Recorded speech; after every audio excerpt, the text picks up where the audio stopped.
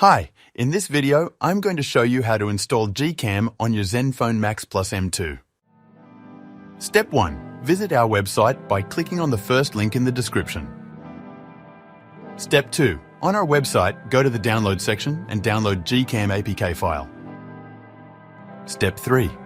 Go to video instruction section on our website. There you will find step-by-step guide on how to install that GCam APK. That's it. Don't forget to visit our website for complete instructions and APK file. Lastly, here's some GCam versus stock camera app comparison.